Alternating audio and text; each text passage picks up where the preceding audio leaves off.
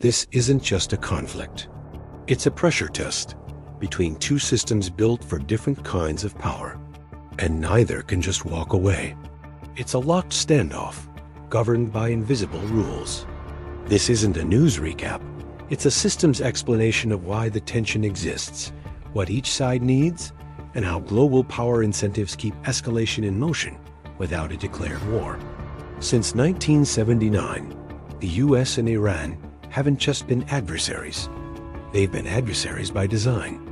The Iranian Revolution didn't just overthrow a monarch. It upended an entire strategic framework the United States had built in the Middle East.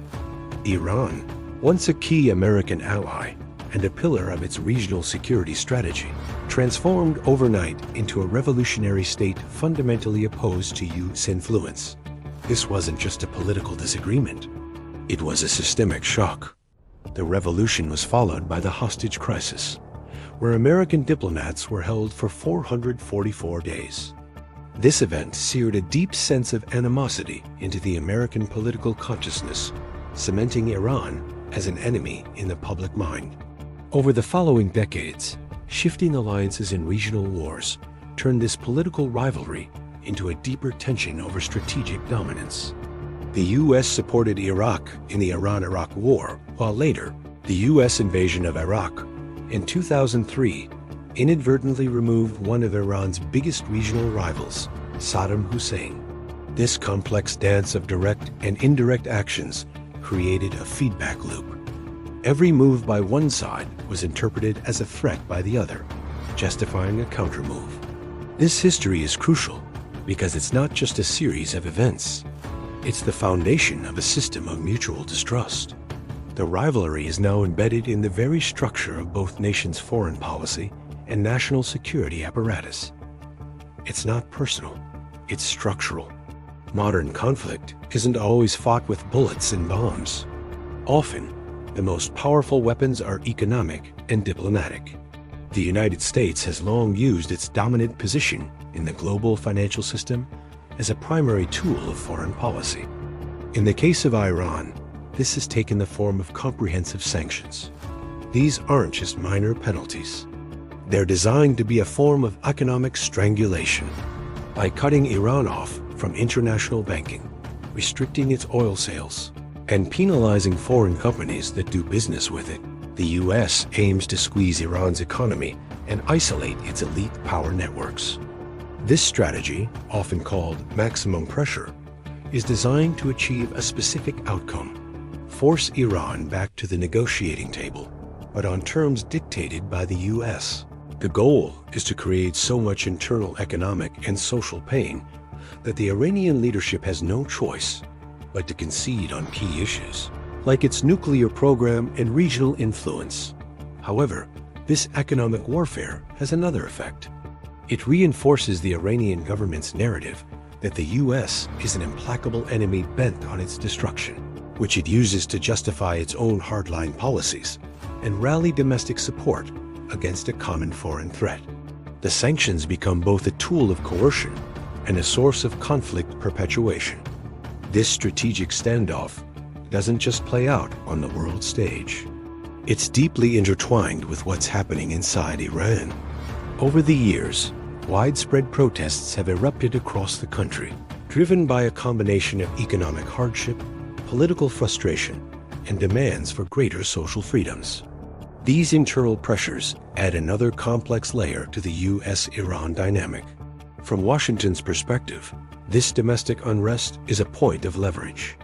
American officials often signal support for the protesters, framing it as a moral stance for freedom and democracy. At the same time, this support is also a strategic tool. By highlighting the regime's repressive actions and raising the specter of intervention, the US tries to increase the pressure on Tehran. However, this isn't a simple moral fight. It's a game of leverage where actions at home directly affect strategy abroad. For the Iranian government, the protests represent an existential threat. They respond by cracking down, but they also use the external threat from the US to label dissidents as foreign agents and justify their actions. Each side uses the other's moves to their own advantage.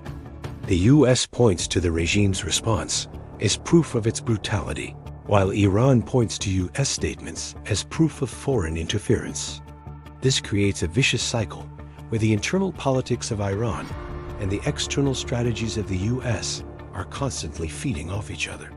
With economic and political pressures at a constant simmer, the military dimension is always present, looming in the background.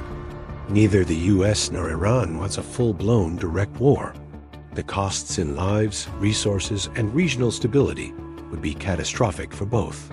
Yet, neither side can afford to look weak. Strength, or at least the perception of it, is a currency in this standoff. So we see a carefully choreographed military posture. The US deploys carrier strike groups to the Persian Gulf, conducts large-scale military exercises with its allies, and lets it be known that it has a range of options ready, from limited precision strikes to disruptive cyber operations.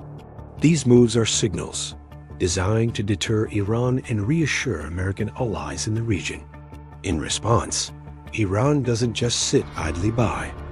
It conducts its own naval drills, showcases its missile capabilities, and uses its network of regional proxies to demonstrate its ability to strike back. Its leaders issue stern warnings that any attack on Iranian soil will trigger a swift and severe retaliation, not just against US forces, but potentially against global oil supplies and regional US partners. This creates a state of perpetual readiness, a tense deadlock where both sides are armed and prepared for a conflict they hope to avoid. It's this very deadlock, this mutual assurance of painful retaliation, that keeps them locked in their standoff. The risk of unintended escalation is always just one miscalculation away. So why can't one side just walk away and break this cycle? It's because the standoff is no longer just about the two countries. It's about the entire system of power they operate within. For the United States, backing down would have significant consequences. It needs to maintain its credibility as a global power. Its allies in the Middle East, like Saudi Arabia and Israel, rely on the American security umbrella. If the US were seen as unwilling to confront Iran, that credibility would crumble, potentially leading its allies to seek their own security arrangements, which could further destabilize the region. Furthermore, for the sanctions regime to work as a tool of foreign policy, it must appear enforceable. A retreat would signal that the maximum pressure strategy failed, weakening a key instrument of American power. For Iran, the stakes are even more fundamental: survival. The government needs to project strength to maintain its authority, both at home and across the region. Internally, appearing weak in the face of American pressure could embolden domestic opposition and create cracks within the ruling elite. Regionally, Iran's influence is built on its reputation as a power that can stand up to the United States and Israel. Backing down would mean losing that leverage and abandoning its network of proxies in places like Lebanon, Syria, and Iraq. This reciprocal pressure creates a systemic standoff, not an active fight, but a rigid standstill that neither side can exit without losing something they deem essential. What happens if this delicate balance breaks? What if one side blinks? Let's consider the scenarios. If the United States were to significantly step back, pull its military forces from the region, and lift sanctions without major concessions from Iran, the immediate effect would be a power vacuum. Iran's regional influence would likely surge. Its proxies would be emboldened, feeling they had won a major victory against the Great Satan. This could lead to increased assertiveness from these groups, potentially escalating regional conflicts. American allies would feel abandoned, and global energy markets could face new uncertainties as a key choke point, the Strait of Hormuz, falls more firmly under Iranian sway. Now, let's flip the scenario. If Iran decides to break the deadlock by escalating, for example, by directly attacking a U.S. asset, attempting to close the Strait of Hormuz, or making a dash for a nuclear weapon, the consequences would be equally severe, if not more so. Such a move would almost certainly trigger a military response from the United States, potentially drawing the entire region into a devastating war. Global markets would panic, sending oil prices soaring and economies into recession. The delicate fabric of the Middle East could completely fracture, leading to widespread chaos and a humanitarian catastrophe. This is why the power is balanced on such a narrow edge. The cost of breaking the stalemate is so high that maintaining the tense, dangerous status quo often seems like the only viable option. So in the end, this isn't just about two countries locked in a decades-long feud. It's a case study in how modern power is exercised through pressure, leverage, perception, and survival. It's a system where military might, economic sanctions, internal politics, and regional alliances all intersect and constrain each other. What keeps the US and Iran locked together is not just rivalry, but the powerful force of mutual constraint. Power is held, not just used. And because of that, the standoff continues. Thanks for watching, and if you want to understand more about the systems that shape our world, make sure to subscribe.